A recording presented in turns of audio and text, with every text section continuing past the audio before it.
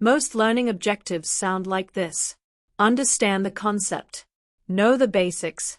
Be familiar with the topic. Now pause for a second. How do you measure understand? How do you observe now? You can't. And that's where the real problem begins.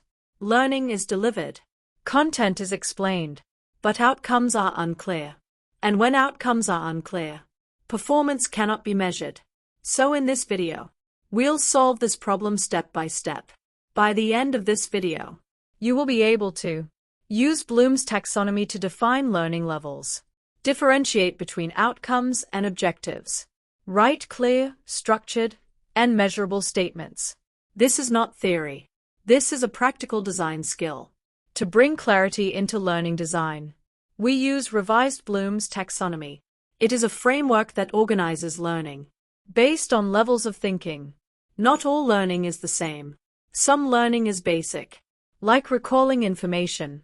Some is complex, like creating something new. Bloom's helps us structure this progression, from simple to advanced. Let's break it down. There are 6 levels, arranged from lower to higher order thinking.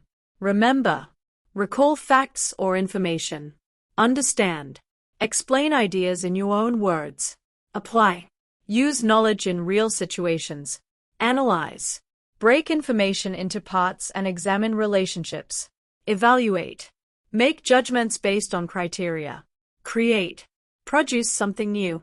These levels represent depth of learning. Not just what learners know, but what they can do.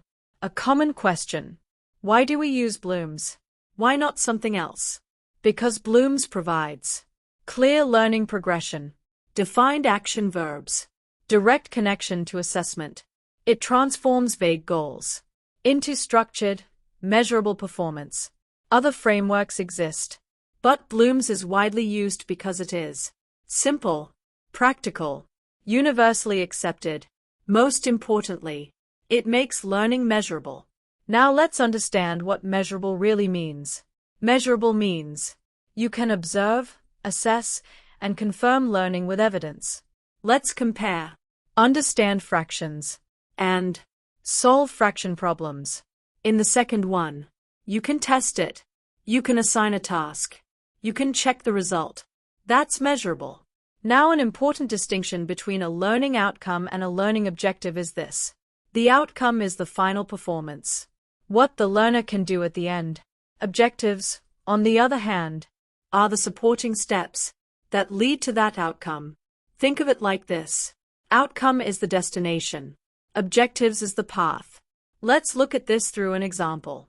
The outcome is, by the end of this topic, you will be able to solve fraction problems accurately.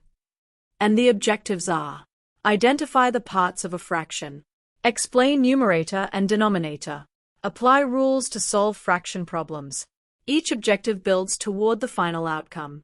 Here's a simple structure you can use to write your objectives. Start with, by the end of this topic, you will be able to, then add an action verb, the content, and, if needed, a criterion. For example, by the end of this topic, you will be able to solve fraction problems with 80% accuracy. This makes your objective clear, measurable, and focused on outcomes. At this point, a question comes up: why do action verbs matter? Without using Bloom's taxonomy, it's common to see non-measurable verbs like know, learn, understand. But here's the problem. These cannot be measured.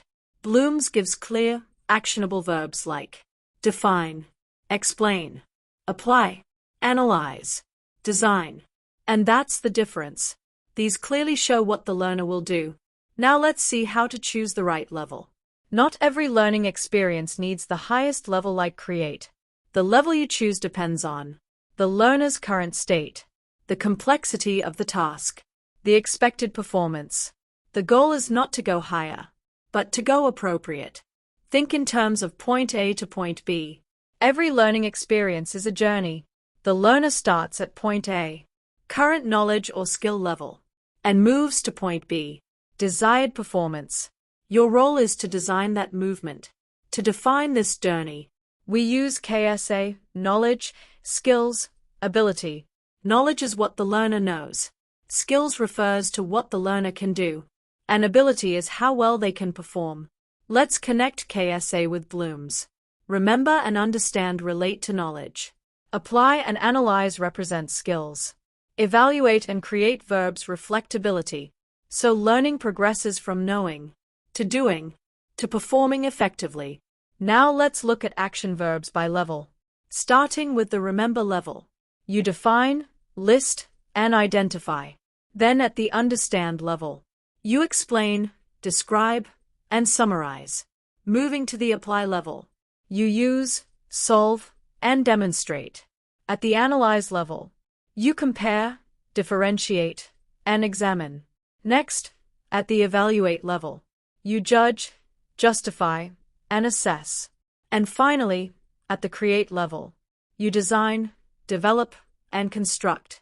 Now, here's a common mistake to watch out for. If your objective is at one level, and your assessment is at another, learning breaks.